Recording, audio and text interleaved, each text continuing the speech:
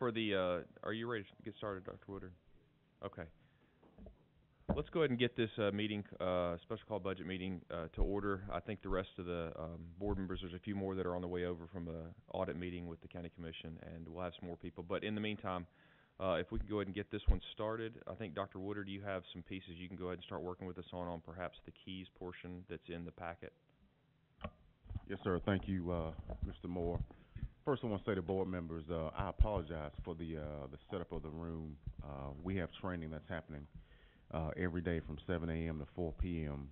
Each day up until Friday, so the room will kind of be set up this way. This also provides a nice barrier because we are going to ask you for some things in the budget, but I wanted to let you know why the room was set up this way. So I apologize for the different setup tonight, but I'll jump right in. If you look at the keys budget for FY20, the keys, of course, have kind of been a wish list of sorts of things that schools have requested that are over and beyond GP. And so if you look at Key 1 is supporting that all students would read and be on grade level in reading by the end of third grade. And so these are things in Key 1 that schools are requesting in order to meet that need. You can see that Water Elementary is requesting an RTI interventionist for reading. You can see here that Randolph Howell is requesting document cameras for teachers.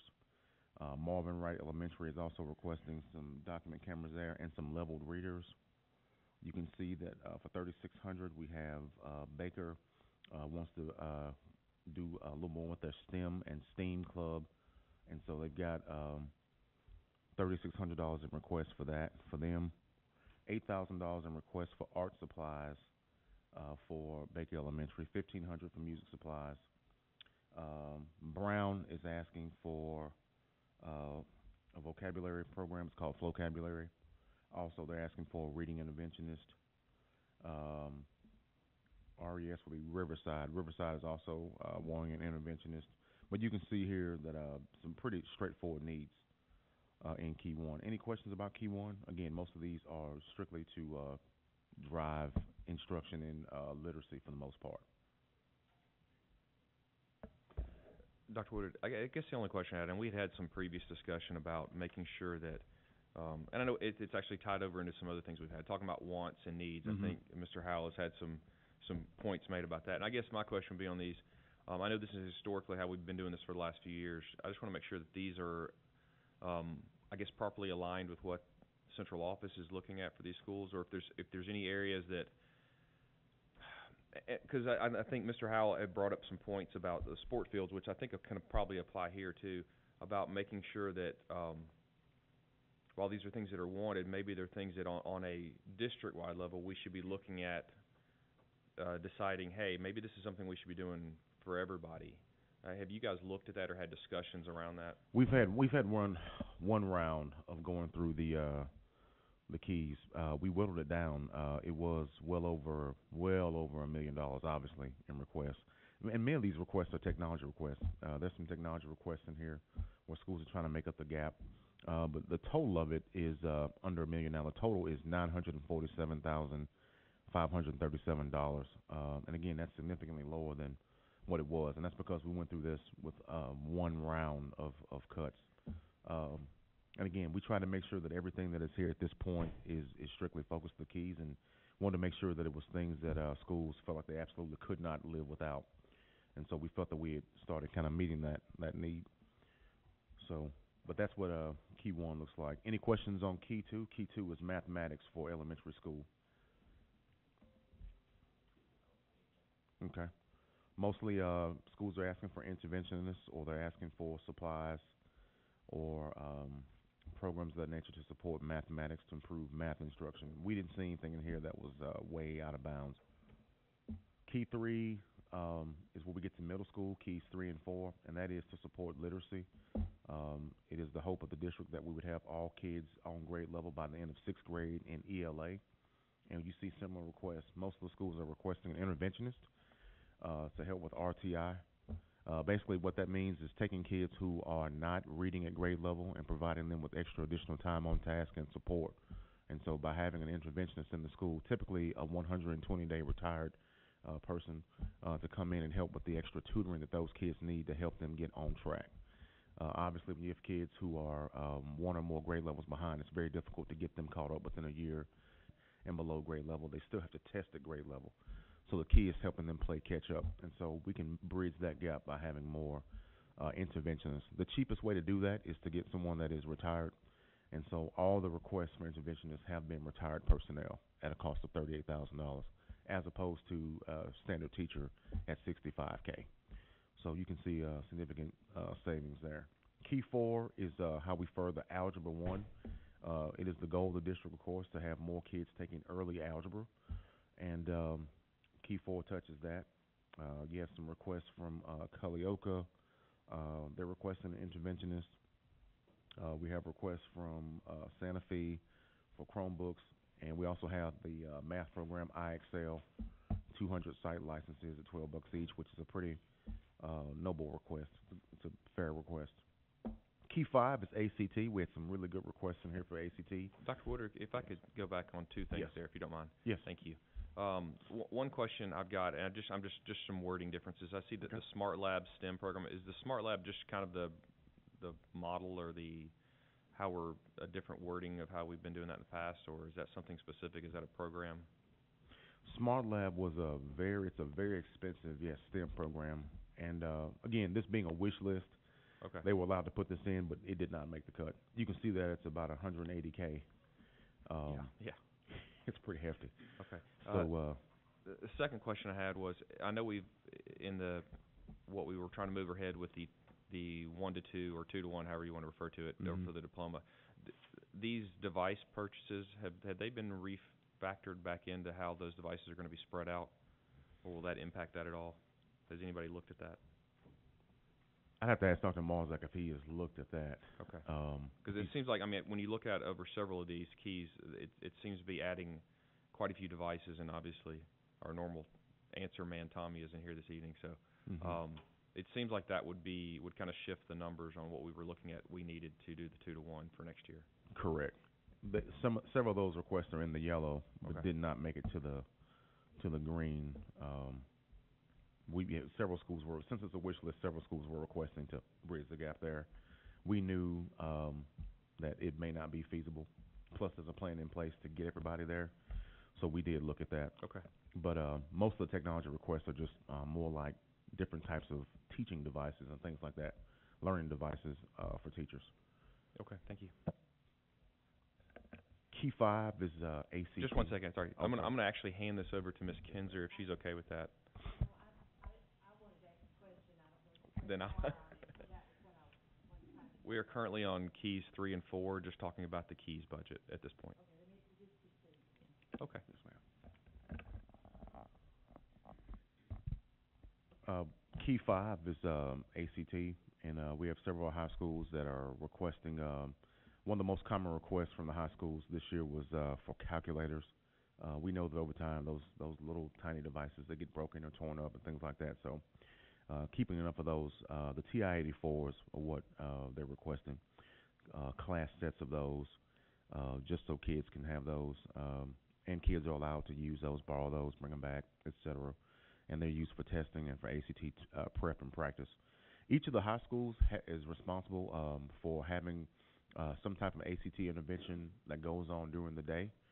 And in addition to that, they're allowed to use other sources, whether that would be providing funding for extra prep, so like an ACT tutoring after school, or a Saturday ACT, or whether that's what they call the SHMOOP program, online ACT practice, ACT Academy, things like that.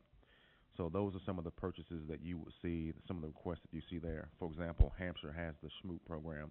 That's basically just an online ACT practice program that gives kids a way to practice ACT on their own phone and mobile device, so they can practice with their small devices. That's just an example of that. But I have a question. yes, ma'am. In looking over the Keys budget, there's a lot of requests for ACT prep, ACT, all expenses to ACT. If we go to the ACT like we're talking about doing and planning on doing, wouldn't that be part of the overall something wouldn't those requests not be needed here because we'd be making those requests for all the schools through what we purchase? Correct. These are just supplemental items, so these just supplement what we're Some already of them would doing. overlap, though, wouldn't they? I would imagine some would. Yes, ma'am, I agree with that. Some of these could. So I'm thinking because they're just that window of money, if it's something that they could use otherwise, if it's going to be purchased through that, we'd need to look at that, don't you think? Yes, ma'am, I agree with that. Also, we're hoping to get, if we do go to that measure and the state allows that, then they should be paying for those assessments also. Right. Okay. Mr. Beaver? All right, that's fine. I don't see any, Mr. Beaver. All right, thank you, ma'am. This afternoon, as I was looking over the Keys budget, one of the things I got to just looking at is making sure that every school was involved. And I see every high school, all the elementary, all the middle schools, except Columbia High School. And why is that? You mean Did they ask for anything? You mean for Keys? Yes.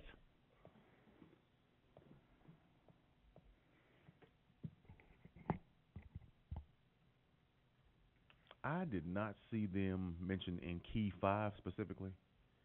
I'll let you answer Yeah, that. actually, Mr. Beaver, sorry about that. Sorry I'm late. So great question. Actually, Mr. White reached out to me this morning and said, hey, I noticed that we asked for SHMOOP, but it's not in the budget. So actually, if we move to the ACT, we're actually going to remove all of those areas of practice for the ACT except for calculators, because all of those things will be built into the ACT already. So I went ahead and told him that if we get to that point, and I just got the ACT quote later today, so I still have to dig into it, still have to figure out like what's all in there before we bring it to the board. But so SHMOOP is an ACT practice program. We'll already have that. So that'll already be taken care of. So we could probably reduce the Keys budget by about $55,000 to $60,000, which we then can parlay some of that money into the ACT, which takes care of Central anyway. So it kind of corrects itself, if you will. Okay, so that's the only thing that he asked for? He asked for that under the Keys. Under key number 5, that was the one that he was most concerned with. Received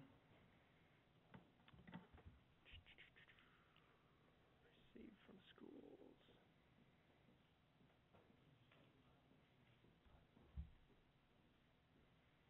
Under key 7, he asked for some positions, which would be full-time positions, which we can't fund out of fund balance because it's one-time money.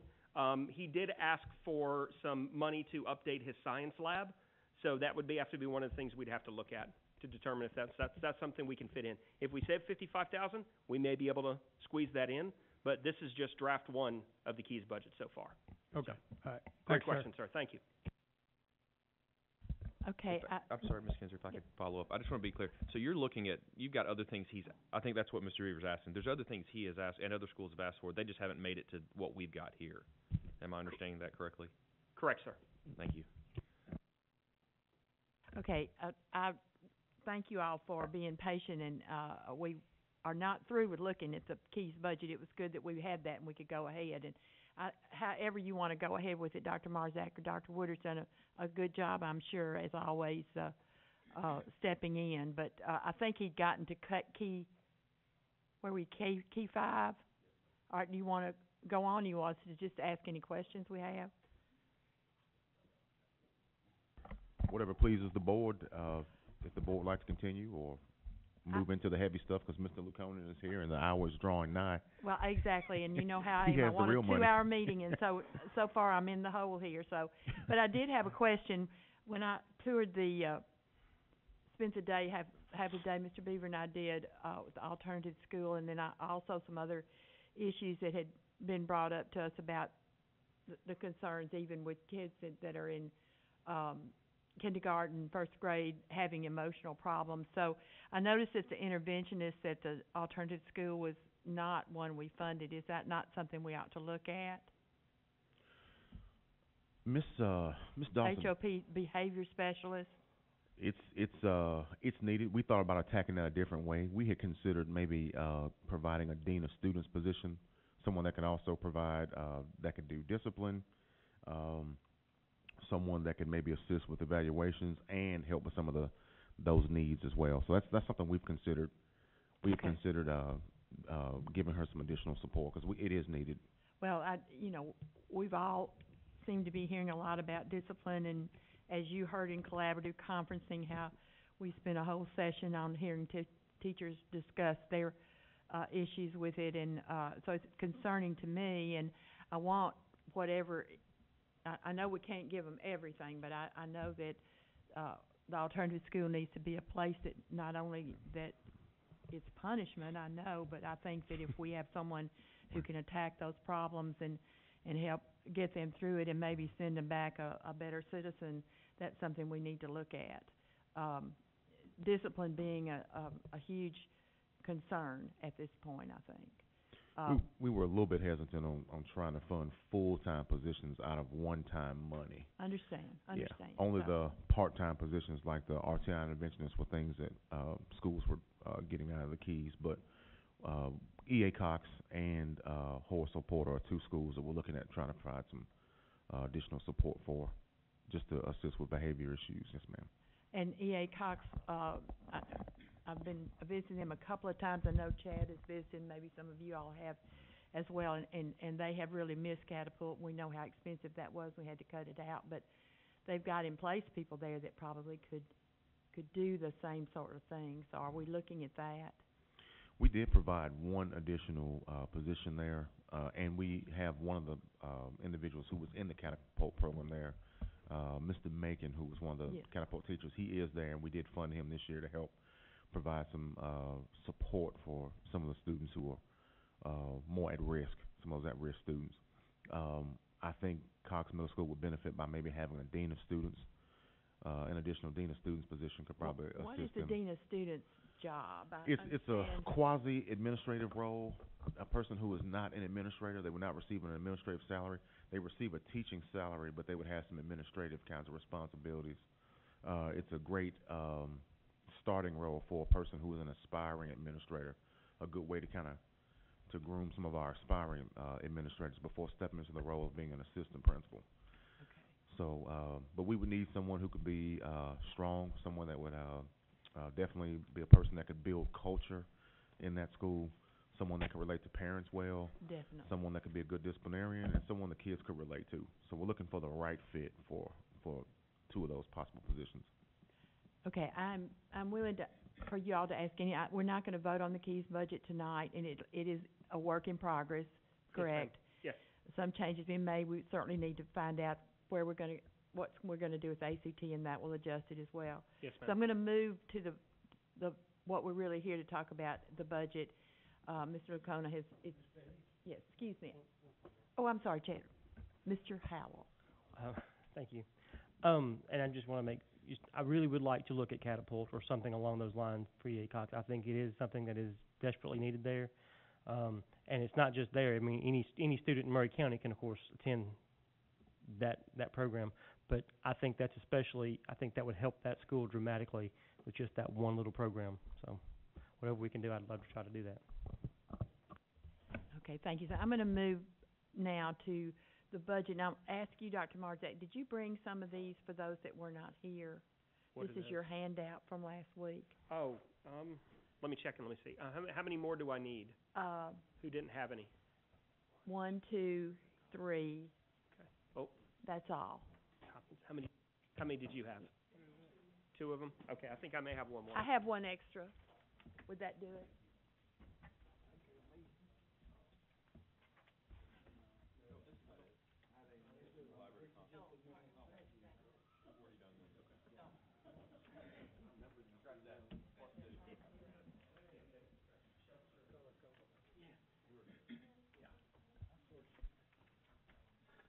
Thank you, board members, for being here tonight. For sure that we were kind of lonesome last week, so it's good to have everyone here tonight. So let's go back up to the budget. It looks a little different if you haven't looked at it, or so Mr. Laconin, what's up?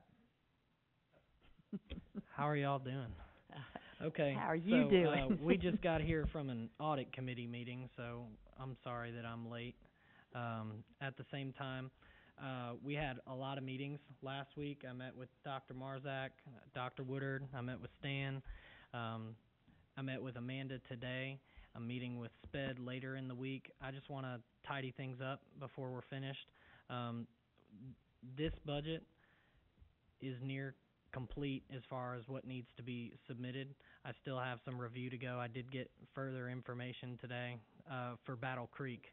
So I need, with us budgeting by school and by location and making sure that those are recorded as an expenditure as we go forward and meet the requirements of ESSA, I need to make sure that those are coded properly and that the expenditures for those teachers are going to the right line items moving forward.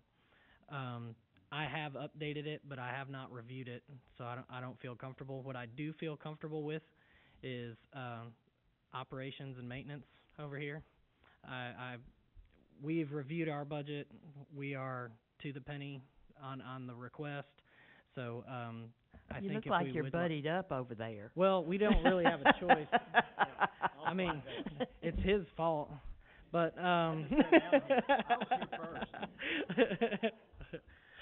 it was the nearest mic. I figured I'd be on one. So, you know, I feel extremely comfortable with operations and plant and also transportation at this point in time. I feel that those budgets are completed and ready for you all to give a thumbs up, thumbs sideways, thumbs down, however. Moving forward, I know we have a meeting tomorrow. I'm going to work as much as I can to have the full budget finished tomorrow on what I feel is good. This is where I'm at with something I haven't reviewed. So what this requires is review. I have updated the 3 proposals at the very top of that expenditures budget to correspond with those columns. So you can see that something that needed to be factored into the salary proposal that would adjust the bottom salaries upwards, those starting salaries. That cost was originally $120,000 on that first budget I submitted. The 4 proposals that went out that night had a higher salary starting point than what I had anticipated in my budget. So I updated that and I included the cost of benefits. So that $218,300 is in there that will cover the salary proposal to move those bottom salaries for teachers upwards for people who start on step 0 and work their way up.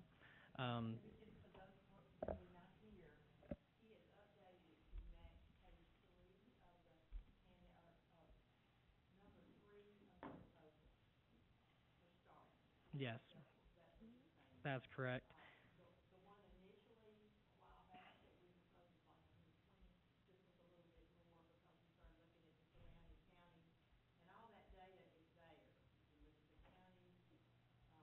The rank, and if we want to move up, then that's where we would need to be. And we somewhat directed him that number 3, and of course, those figures are all with a 3% included in them, just so as you see on that. So I'm sorry to interrupt, but and so the next column you can see that's $411,961. That is bumping those steps up, and then also funding the salary study that was done.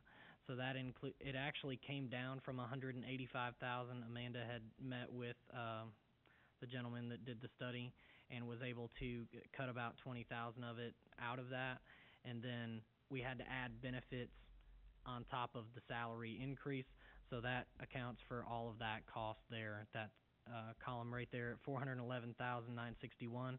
And then if you did those 2 things and you gave a 3% pay increase for employees, that cost would be $2,611,961.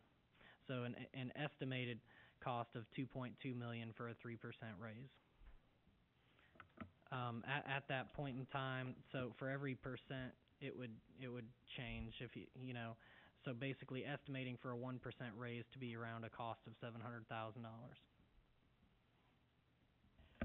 I think that one of the things, we didn't really get into the weeds on the budget last week, But I do think, Dr. Marzak, I would like for you to go through what new positions you've put in this budget.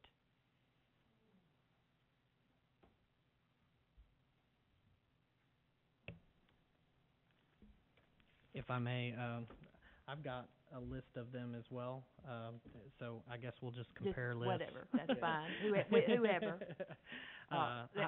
Certainly needing to know the costs on them as well. So when we look at the budget, what has been added is an elementary supervisor, a facilities manager for the operations department, 3 elementary behavior specialists. We have increases for the bus drivers. Of course, we have the Battle Creek Elementary, Battle Creek Middle School staff that could not be gained by sharing with another school or bringing over from another school. We also have 4 RTI positions, but some of those are funded by the BEP. And then we also have a dyslexia specialist to help us comply with the Say Dyslexia law. Is that what you have, Doug? Yes. Okay. Yes, I have those. I also have some things through the CTE budget. Diploma as well. Yeah. We have the person for diploma, too. So I have and correct me if you've already stated this, I just want to make sure. These are the positions that I have in here from meeting with CTE, Stan, Dr. Marzak, and Mr. Woodard. I have a network engineer. I have 2 tech coaches. I have an elementary supervisor, as Dr. Marzak stated. Mm-hmm. I have 3 behavior specialists. I have 2 teachers for creative submissions that I received to add to the budget through email. I have a pre-K teacher and a pre-K coordinator. I have an ELL facilitating teacher. I have a CTE facilitator request.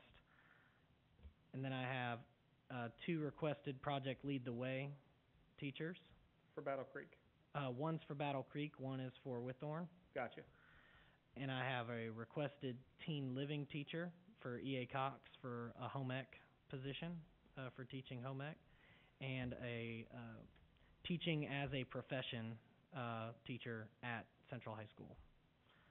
Those are the positions I have. Then in addition to that, I also have the subs, the bus subs that were proposed.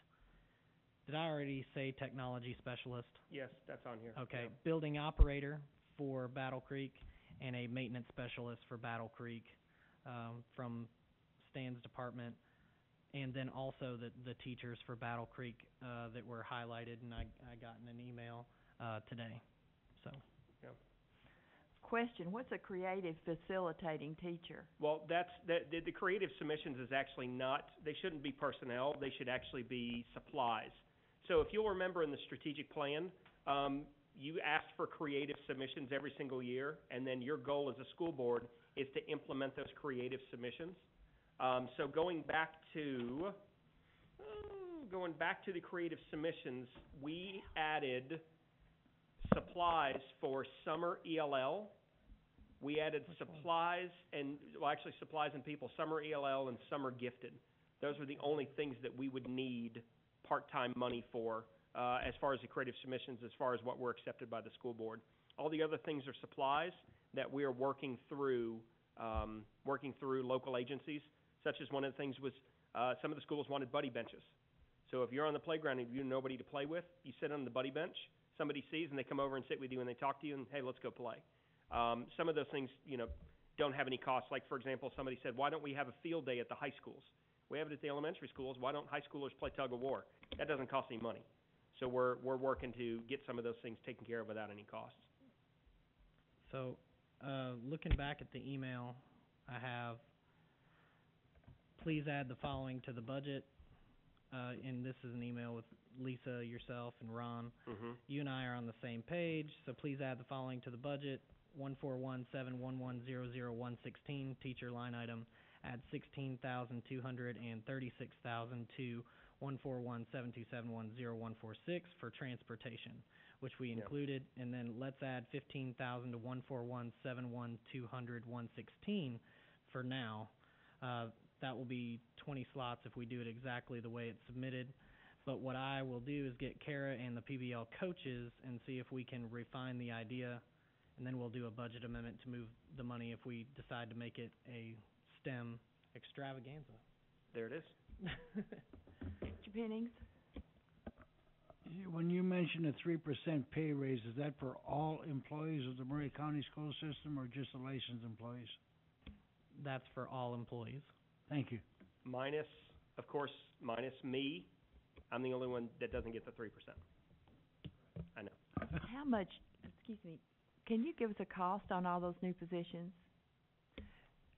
Since I got Battle Creek this morning, Uh-huh. I can't give you a total cost, and positions are still, in limbo I was gonna for say, that. because Yeah. we may have to look at positions, So in my notes, I had positions that were requested. I'm trying to sort them by, are these positions created by Battle Creek being added, or is it created as a request for something that we want to do to further where we're Right. at? So in divvying those out, one of the project Lead the Way teachers is for Withorn. One of the requested teen living teachers for Cox. So once I get all of the Battle Creek information, I'll have every single position and the pay that I need to give you that number. Well, So- my reason for that is we can see and look at how much it's gonna cost for a 3% raise and for the Mhm. modified beginning and all that, 'cause there it is.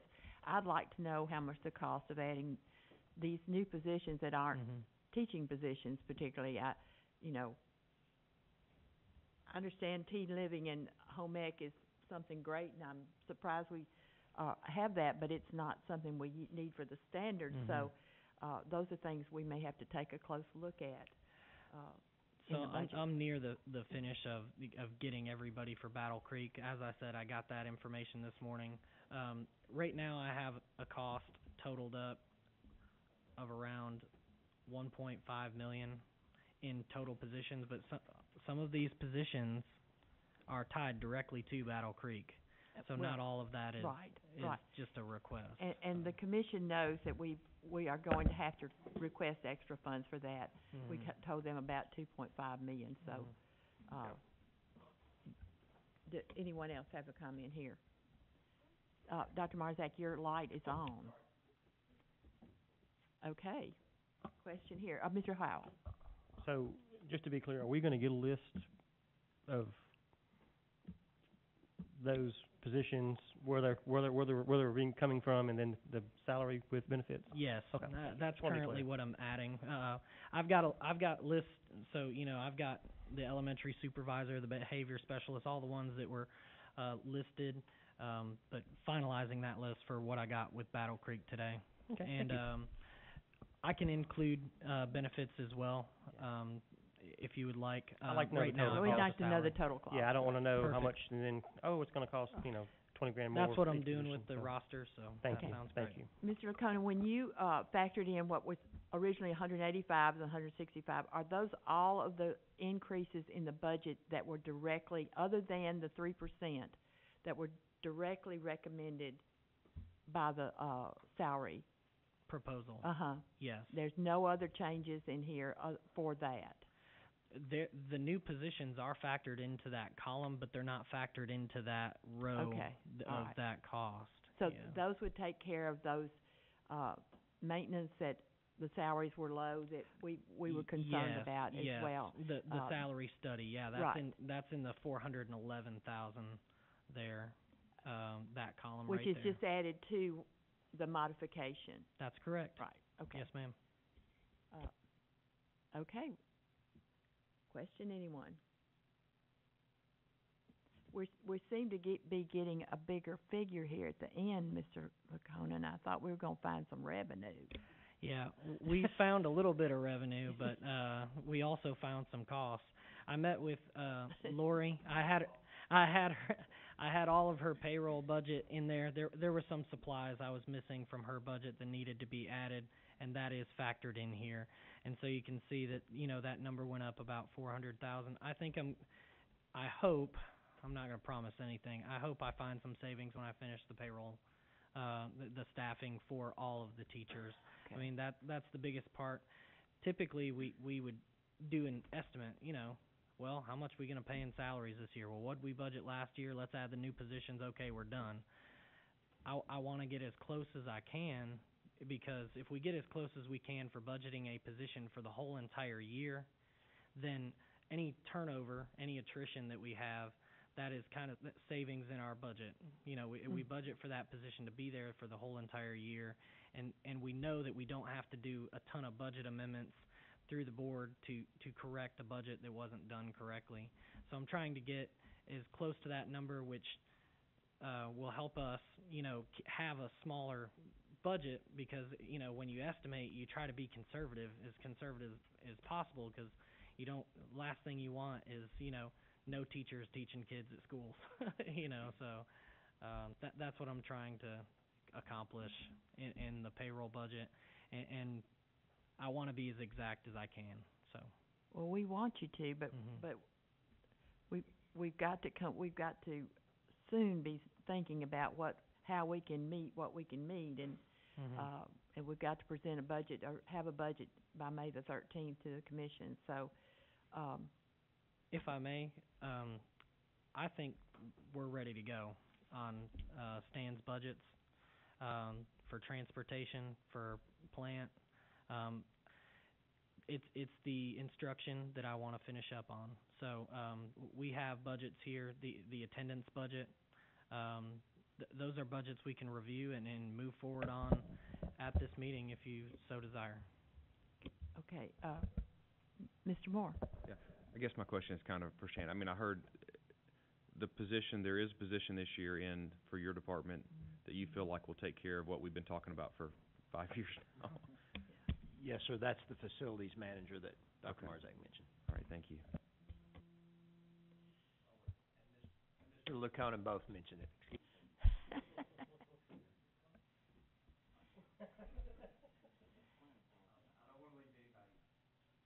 Okay, I appreciate the fact that Stan's budget is ready, but we've never really broken down, since I've been on the board, we looked at the bottom line and we saw how big it was, and then we started trying to find ways to cut, and at this point, you're saying it's not completely accurate and you're not satisfied with everything, but then you may find add-ons or hopefully subtractions, but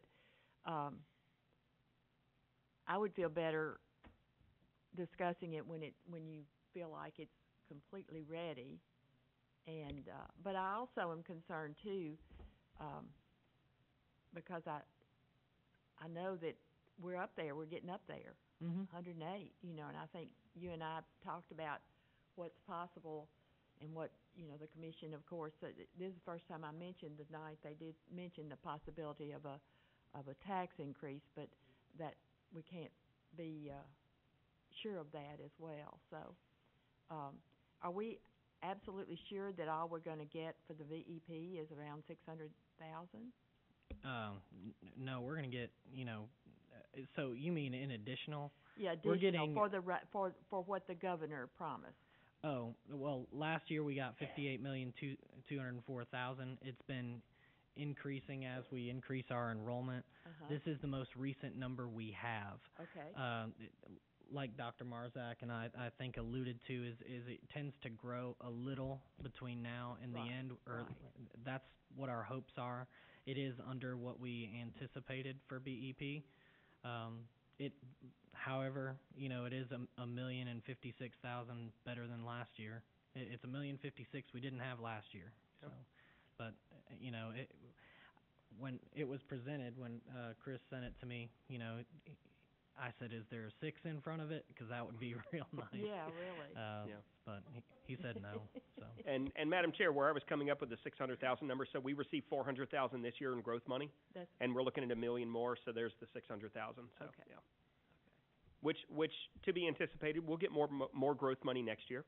It's really hard to estimate. I asked Mary Ann Dursky, you know, how do we estimate how much we're going to get? What is it per student? She says, well, we don't really calculate it on a per student. Basically, what they do is they look at all the growth, have the pot, and they divide it, and that's what you get. So previous year, we had about the same number of kids come in, and we got 800,000. This year, we got 400,000. So it's really hard to estimate how much we're going to get. But we're on track consistently every single year between $400,000 and $800,000 in additional BEP funding coming in February and June.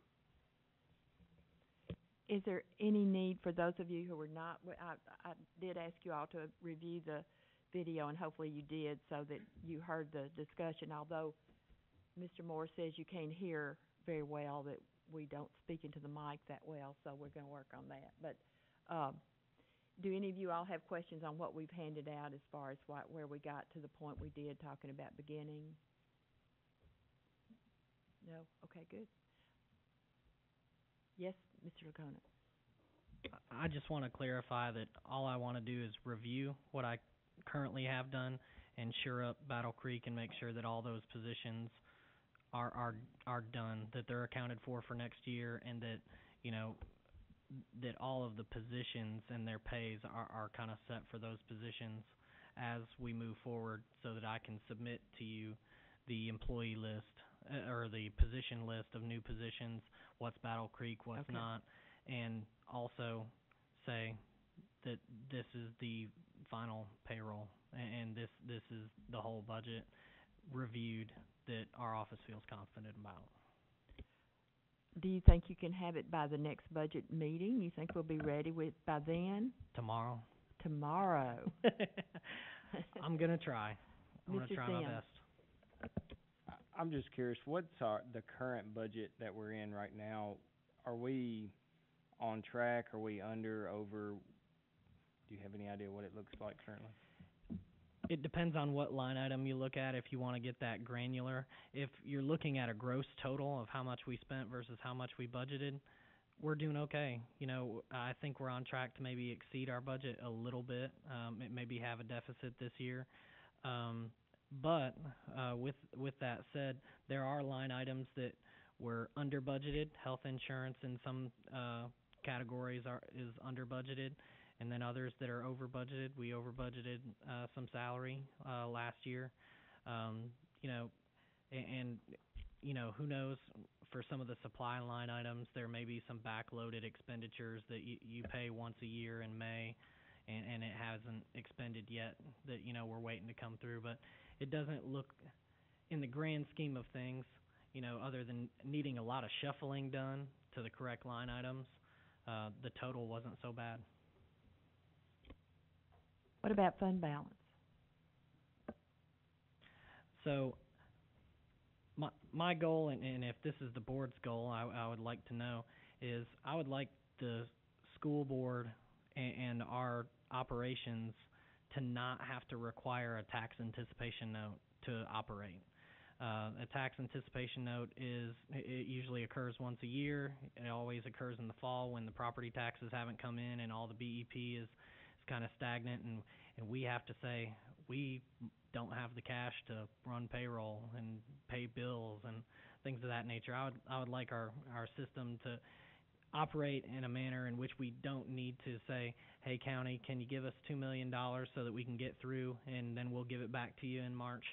You know, I think it would be beneficial to get to that point if that's y'all's goal. I think we should stay out of our fund balance for right now. And I conversed with Dr. Marzak because we have the Keys budget that would be a draw from that, and I conservatively said 1 million. We got anything above 1 million we cannot approve, and I did that in February. Our fund balance from the audit, our fund balance actually improved. In our beginning balance, we had approximately 4.1 million, and we made it into the fives based on our audit and the audit adjustments we had to make. So that helped us out because our fund balance was underestimated per audit. So that was some funds that we kind of fell into by luck. But we will make it if we don't dip in past $1 million. And that if we don't, we'd have enough we wouldn't have to have one of the whatever. It improves our chances. I want to make it. I don't have our fund balance as of this second right now, so that's why I don't feel good about it. But if you look at our last set of financials, I believe we had approximately $10 million, but this is the highest point of revenue in the year. That is going to get beat up over the next 3 months, particularly in July when we have no revenue in and we have to accrue $2.5 million worth of payroll. So there's $2.5 million gone right there. You're already at $7.5 million, and that's before you cut a check February 28th after. So it's just best to be conservative with that. But I felt good back in February to email that we could stay within that bound if we didn't approve more than $1 million out of fund balance. Mr. Moore? I was going to say, I absolutely would love for us to get to that point where we're not having to do that, ask for money from the county to be able to kind of float payroll. So we've talked about that in the past. We were at one point we were able to do it, then we weren't. So it's kind of going back and forth. So I really like the philosophy of us being able to get to the point where that's a consistent amount of money we keep in the fund balance there. So thank you.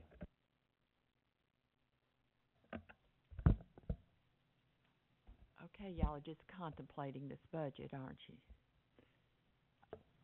All right, Mr. Moore. So I had another point that I was going to go into, and I've brought this up in the past.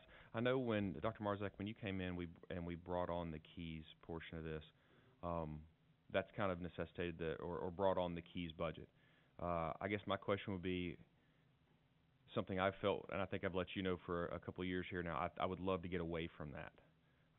I've felt for a couple of years now that it's kind of been an easy way to drain down our fund balance.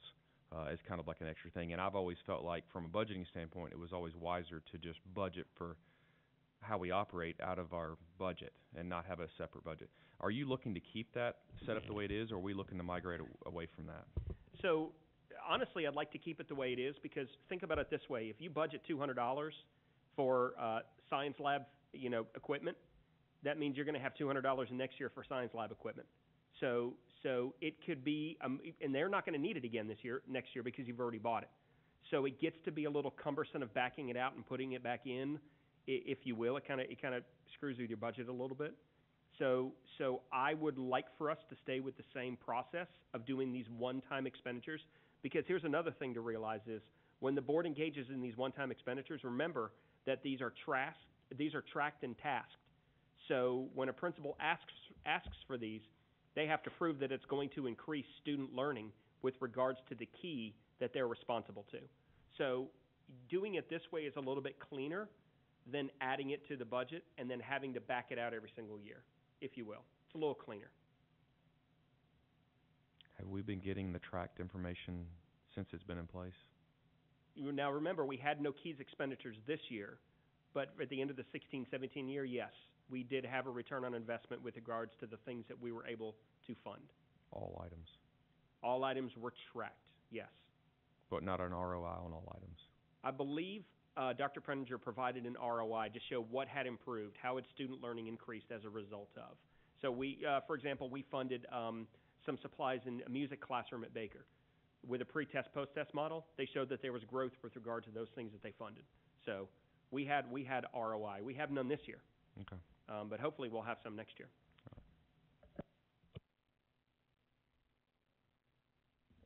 Mr. O'Connor. Back to your question, Mr. Sims. As of today, we've expended 74% of our budget. We are already past 3/4 of the way through the year. So it seems like expenditure-wise we're on track, and I'm looking up my most recent revenue report now.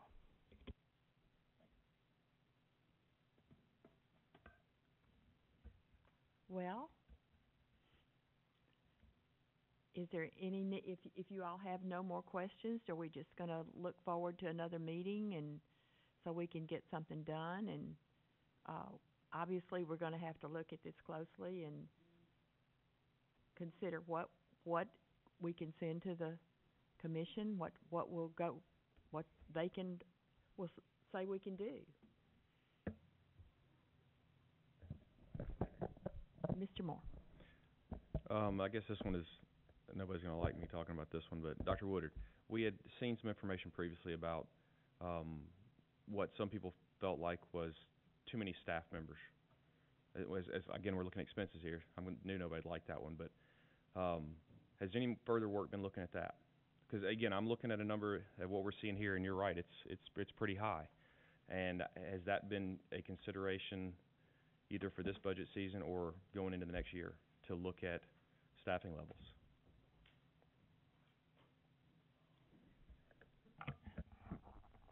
This was a dreaded question, I want you to know that. But the answer to that question is, going back into September, I brought the board a proposal for right sizing, and so that if we had to get to this point, we could put the staffing formula in place. But I think that we're prepared if it comes down to us having to make that decision where we have to cut staff. We're prepared to do that. We have an idea of where we need to start and what it's going to look like and what it's going to take, because we almost had to do that last year. So if it comes down to us having to make that decision, we are. But I would like to come back to you sometime in June, if possible, with a proposed staffing formula, tighten it up a little bit. I've got one that maybe take a look at it again. It will be a little bit uncomfortable. It's going to hurt once. It's kind of like a shot. It's going to hurt once. But once we put this model into place, then our attrition becomes the natural cuts from year to year. And so the highest paid employees go out, and then newer employees at the lower levels come in, and so we would be saving some money over time. But it just means that every school has to stay within certain bounds, and they cannot go above that. It puts a cap on how many personnel can be in a school. The key to that is going to be adopting a ratio at every school that seems comfortable for every school. I know that we don't want to have ratios that are way out of bounds where it's uncomfortable. We don't want overpacked classrooms, but we do have the room to go up a little bit. We also don't want to be in a situation where we're wasting money, where we have 4, 5, 6 kids sitting in a room, and we're not getting the bang for the buck either. The other challenge for our district is that for a district like ours, where we have different types of school configurations, it looks completely different in a unit school. We would need to do a model where we look at the middle and high versus the elementary. Now, this model would apply for our this staffing formula would only apply to the middle schools and high schools in Murray County. We're already doing this at the elementary schools, so we have a model. The state makes you do this at the elementary, middle school level. It's the secondary level where the issue lies. At our middle schools and our high schools, that's where we have some overstaffing. Dr. Willard, at one time you mentioned to me about changing the way principals are paid. Instead of getting paid by the number of teachers they have, get paid by the number of students they have. You given that any more thought? That is kind of taking kind of a backseat to the salary study. We kind of took a backseat on that due to the salary study. So I'm interested in hearing more about the salary study and what that's going to look like for admin before we make any further recommendations. Thank you. Yes, sir. Mr. Moore? Okay. I guess I could clarify a little more of where I'm coming from with that. I know when we had these discussions a little over a year ago, well, yeah, a year ago. Wow. If you put aside the fact that we were kind of under a crunch and we had just a mess on our hands, we were trying to stop the bleeding, so to speak. I think putting that aside, more importantly, I want to make sure that we're running an efficient system. And I think some of the things you've talked about making sure that we have good numbers in place. I've always been worried about making sure our dollars are spent appropriately when we have, like you said, when you have a teacher and you've got these salary expenses and you've got 5 kids in that class. And I know for a fact, there's other classrooms that are loaded, literally loaded up. So finding a way to balance that out, I think it does 2 things. I think as a district, it makes us have a nice standardized system in place. I think it makes it easy for everyone to understand what we're doing and what our goals are. But to be honest, I think it frees up some of our, not just to cover some other things, but I think it frees us up to better compensate the teachers we want to keep here and the staff we have in place. I think that's a big part of that. And I think that's how we need to do that. I know we've also discussed about that and this is a problem we talked about last year, and I know there was a year's worth thing. I'd really like to have some further discussions about our lower level teachers that are just not performing for our kids. And I want to make sure that we're doing a good job for the kids, and I think that's an area where we've, to be honest, from the numbers we saw last year, and I bet if we look at them this year, we've dropped the ball on that. So I would like to have some further discussions moving forward to this, but again, I think these all play together on a way to get us to the right place for where our salary numbers should be. Mr. Howe? I just want to speak to the ratio. I like the ratio. I like having. I mean, we already have ratios, right? The state mandates a certain number. You know, and I don't want to say we need to be at that number. That's not where we want to be at all. We want to be below that. But when you mention unit schools, as there's just some unicorn over here, and they're not. I mean, they're 3 schools in one. They should be looked at as 3. There's a middle school and a high school. They compare to the same as any other high school or any other middle school in Murray County. So I mean, shouldn't present to be some, problem. It's just you just have to break the numbers out. That's not really hard. I think the numbers are probably already broke out. You probably already have middle school numbers for Santa Fe or Culleoka or Hampshire. So I don't think that should be an issue. Once we establish where our ratios are, then that's when we just need to move forward and go with that. I'd like to speak to that. Yes, sir, Mr. Howell. I guess what I'm trying to say is that if you created a one-size-fits-all model, it crushes our small schools. Let's say the board decides that we want the average class, the teacher-pupil ratio to be at 18 to 1. Okay, you apply 18 to 1 to a Hampshire, to a Mount Pleasant High School, to some of those smaller schools, it would crush some of those schools. And those schools are viable and they're doing well. We don't want to do that. That's why I say we need a model that's fair to everybody based upon the size. In the proposal that I have, we have a kind of a sliding scale where if you have X number, whatever your enrollment is, there's a ratio that meets your enrollment. And then when you go above a certain enrollment, then you bump up in ratio. That way it's fair. So if you get more students, then you go up in ratio. So it always stays balanced, but you always build your master schedule based upon that number of teachers, and you never go above it unless the district decides to award you an additional position for some extenuating circumstances. Schools will be able to apply for additional position if there's a great need. Other than that, then they have to stay within these boundaries, and it keeps everything fair, a level playing field. The key is deciding what is comfortable, and it just will be it's a tough conversation. I'd like to recommend, based on this conversation, maybe could we put together a task force made up of board members, made up of a few central office members, and some principals, and maybe we could tackle this and come back in June maybe, or maybe July, and just kind of start another conversation on this and take a look at it. I will be honest, it will be a little difficult at first, but again, it's a problem that takes care of itself on the back end, if that pleases the board. I see your light on, but let me make this comment. I'm looking at the budget, though. It's really hard for me to think about, again, eliminating teachers to fund the budget when you already, we think, are making a request for $1.5 million plus benefits in new positions that aren't necessarily Battle Creek. They're new positions. So I think that's just not apples to apples to me. Okay. I'd like to clarify, Chair Kansas, if I could. Two things. I want to put this in 2 buckets. One is the task force will be looking at creating recommendations to bring to you all so that we can put the formula in place for next year so that it takes care of itself when we get to budget season for next year. And then 2, if you decide that we have to cut personnel, I want you to know that we have the formula to do it now. So that's why I want to say, if we reach a point in this budget where we feel like we have no other choice, but we just absolutely had to cut personnel, you have to have a way of doing it systemically. And I'm saying that we already have the vehicle in place to do that if you have to make that tough decision. But we just want that to be the last resort. Obviously, last year we cut programs and other things to keep from having to do that.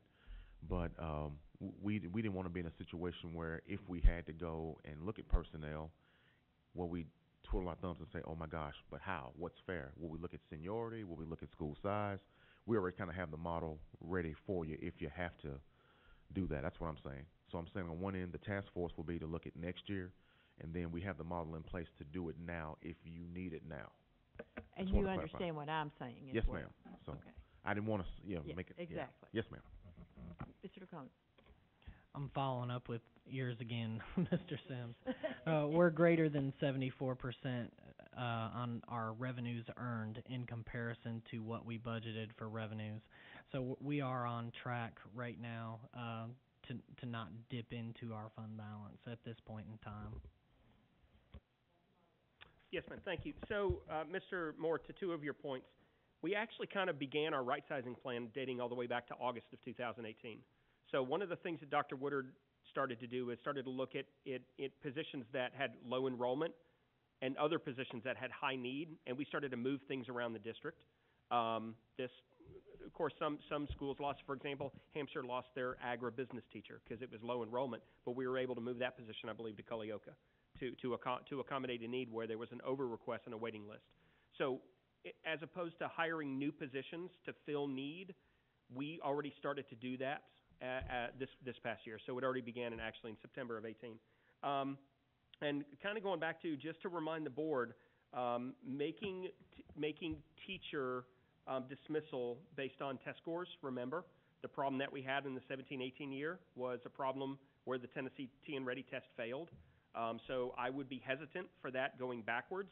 However, moving forwards, as long as the test is successful, and to date, T and Ready has been successful, that would be a process that I would say moving forward, beginning with the first year of successful implementation, if that's something, we need to look at, which we will.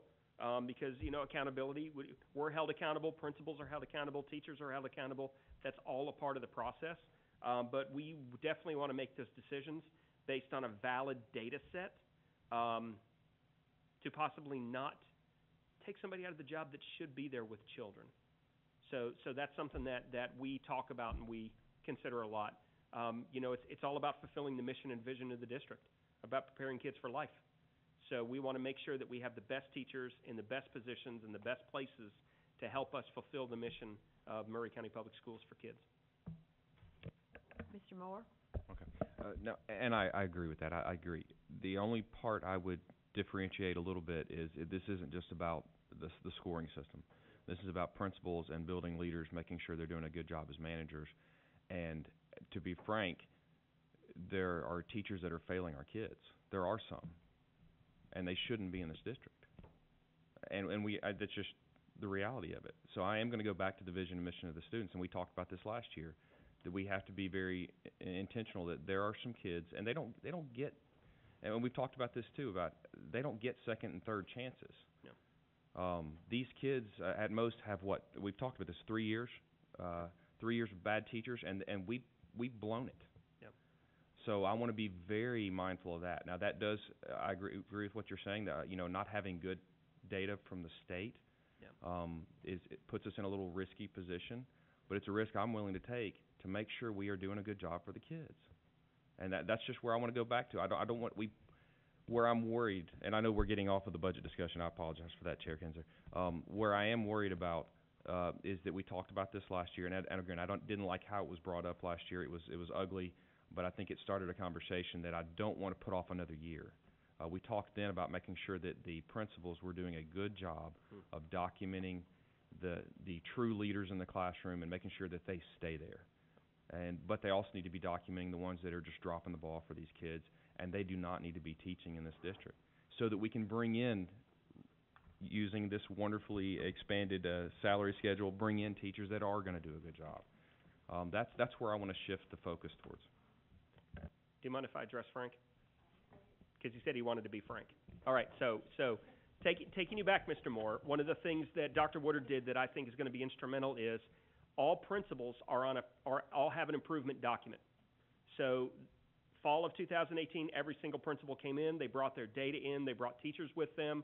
This is where I think we are. This is where I think we need to go. This is where I think we need to be.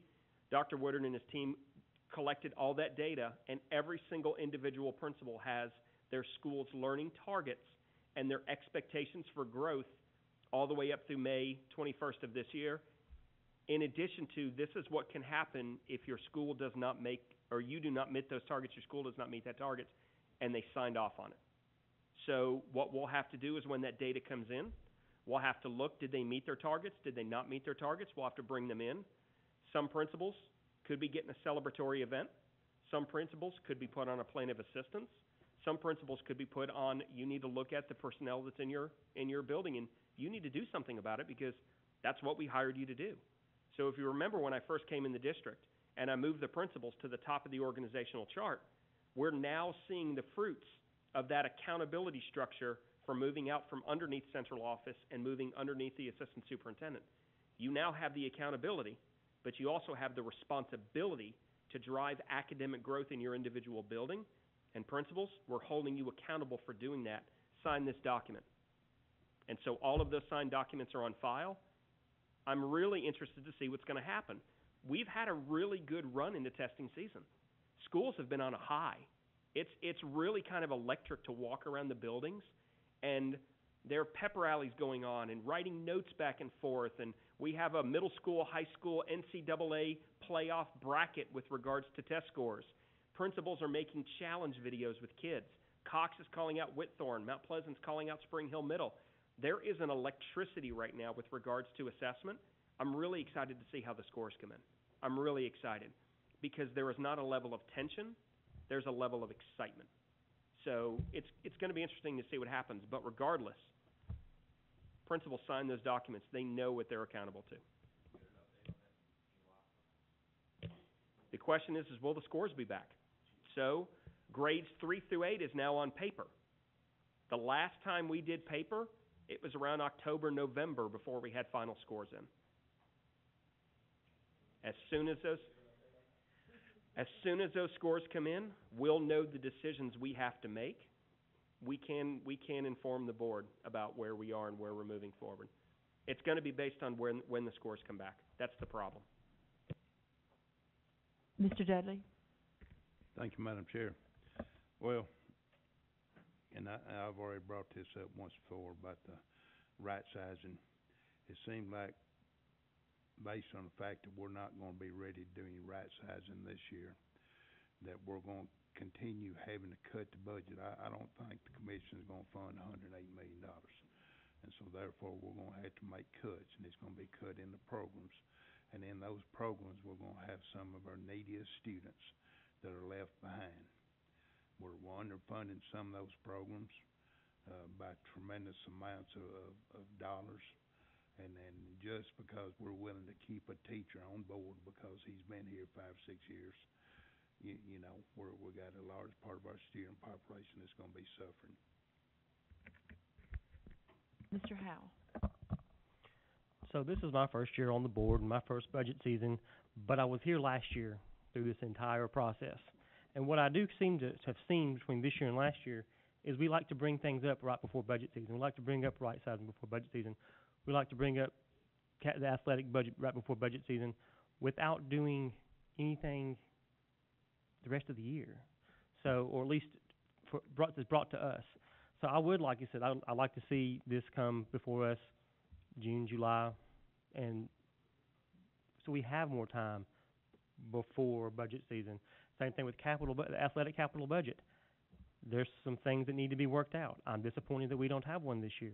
We need to start working on that and working towards that. But we got to start working now, June, July, August, so that when we come back to budget season, we have it. We're ready to go. It looks good. So. One of the things when I went to Philadelphia, and we have digressed a bit, but I don't think we can make any big decisions about the budget tonight. But one of the things in one of the workshops I went to, the Memphis board was on the panel, and each board member, and I know we had a committee set up where they're committee chairs at one time, but each board member had a certain designation in which that was your focus, and you would come and report back to us. For instance, Chad is not that this is how I would appoint you, but I'm saying he's shown a real interest in the athletic part. So I would be leaning toward thinking this is where I would like to have him emphasize that, to be in touch with those people, to come back with us with some of these things we've asked for. Mr. Pennings has been our chair in collaborative conferencing. Mr. Moore has been our leader in facilities and all of that, and Ms. Parker has been interested in looking into and studying our curriculum, and she's been a big soldier in making sure we have the curriculum and needs that we have. And I haven't really thought about this because we've got safety, we've got health, that sort of thing in here. We've got Ms. Hopkins, who's a nurse, and she has that kind of expertise, and we've got Mr. Beaver, who can build anything under the sun. No. No, I'm just saying that I don't know how you all feel about this, and I don't know if it's something that we want to think about in the next, school year as to whether this would be something you would be agreeable, or you think this would be a good way to, that you would have a certain area in which you would report back to the board. Discussion. I'm not sure how I got to be the athletics champion. No. As an example. But no, I like the work sessions. I like that we can come together and we all know, everybody here knows what's going on in these work sessions. If you attend, then you know what's going on. I feel if we start breaking off and having to have, 4, 5, 6 other committee meetings, I'll just be honest with you, that's a lot of time. And It's about involvement. And Right. if everybody if everybody is here to be shuffling through the weeds with us, then it's about involvement. And I think that's what my thinking was, is But if I bring something to the table for athletics, I just feel, I think I like the work sessions better where we all know what's going on. There's no question. Maybe I bring my pet project that I'm really excited about to the table and put everything else to the wayside. That doesn't happen now. We all know what's going on. I like that. Well, I don't think you need a bunch of committees, but I brought this up before when the last chairman. I think you need somebody like a facilities chairman. So if I've got come across a problem at some facility, say Mr. Moore, like he used to be, was chairman of the zoning and facilities, I can call Mr. Moore and say, hey, David, I've come across this problem. So then he can move forward with it and bring it to the whole board meeting. You don't need to have a committee meeting on every problem, but you have somebody kind of in charge of that section, like Miss Betty says, where other board members can go to and say, hey, this is a problem, and then you bring it forward.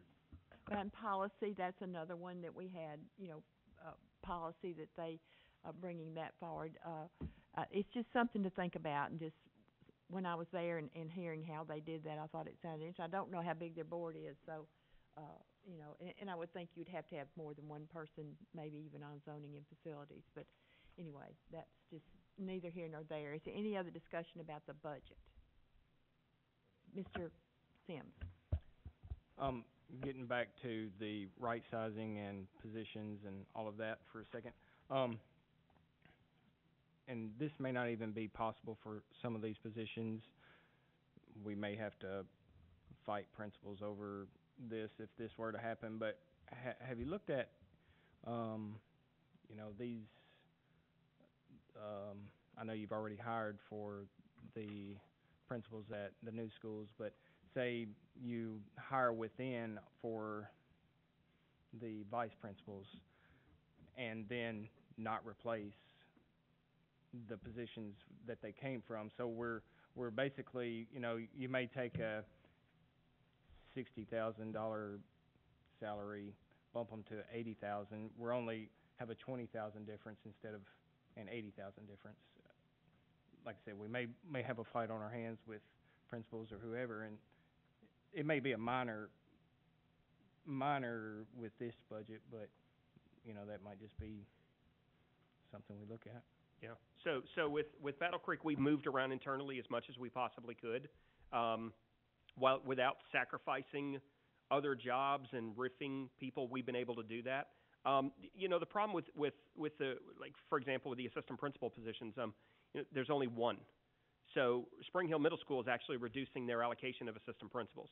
So that created that we weren't replacing that second assistant principal, because right now their student numbers that they're dropping to don't justify.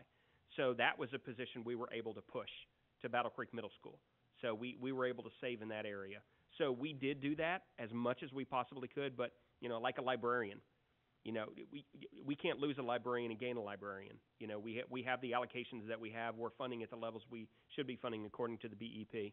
So we tried to do that as much as we possibly could to save as much money as we possibly could. So, yes, sir. To answer your question by short, we did do that. Yes. I don't see any lights, and I guess unless it's you, yeah, Mr. Lacona. I think we should put something on the agenda that we can. I don't. This is completely up to y'all on how you would wish to approve the budget. If you wish to look at it function by function and see it in its form this way, or pull up a budget, see the line items and then the totals. I guess that's a question. I'll put that into a question, and then I think we should put on the agenda some things to approve, at least function by function, tomorrow, so that we can get the ball rolling. Tomorrow? Yes, tomorrow. Don't we have a special called budget meeting tomorrow? Not that I know of. No, it's next Tuesday. So we gotta get it on the agenda by Wednesday night. Oh. Which would be tomorrow night. We gotta get it on the agenda. Doug, we have always been able to see each department. Right. And I would like to be able to see that. Well, that's what I what we figured. yeah. You know, I mean, seeing the totals is not really, it's not seeing where the increases are. I'd like to see it by department. Forgive me, my secretary put on my calendar that I have a special called budget work session and you thought you'd have to get tomorrow this night. all done by tomorrow. I was ready to roll, buddy. Yeah, I'm not gonna stop. No, so yeah, when we can. Since we don't have a meeting tomorrow, I guess we should put something to approve next week. Okay. But we'll be able to see it by departments. Yes. So that we can go through each one and approve that as it is. Correct. Mr. Moore. I guess to follow along with Chair Kinzer had pointed out earlier, I mean, I'd just like to see what the big number is at this point, and then work backwards from there. I mean, ideally, it would be a number that it's palatable to the board, that we can then take to the county commission. If it's not, and it's something we've got to start, and I've always been reluctant to start hacking away at things, but and I would prefer to avoid that. So, that said, I would like to just see a number before I can do much else with this, and then work backwards from there. Not that I don't want to see the detail, I would just,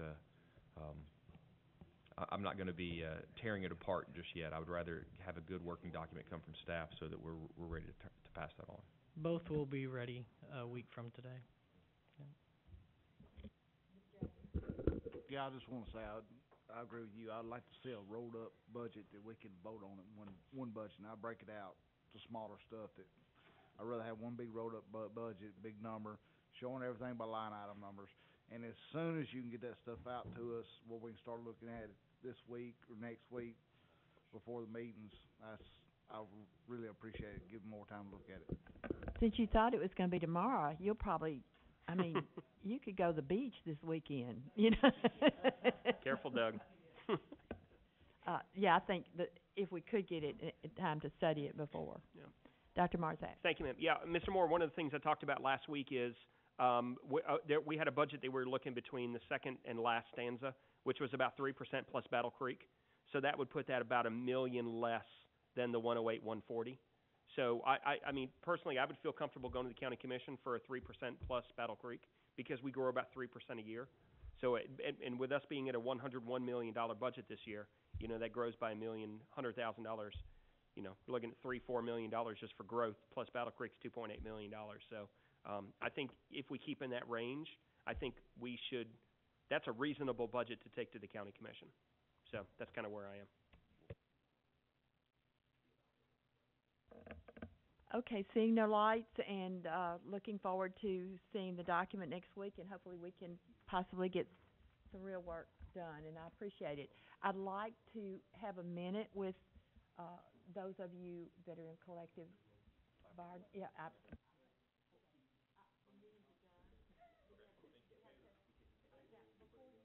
will you all listen? Okay. I just emailed you what Jay. Okay. I have one more question. I'll ask him. I just sent it to all y'all. I forwarded it.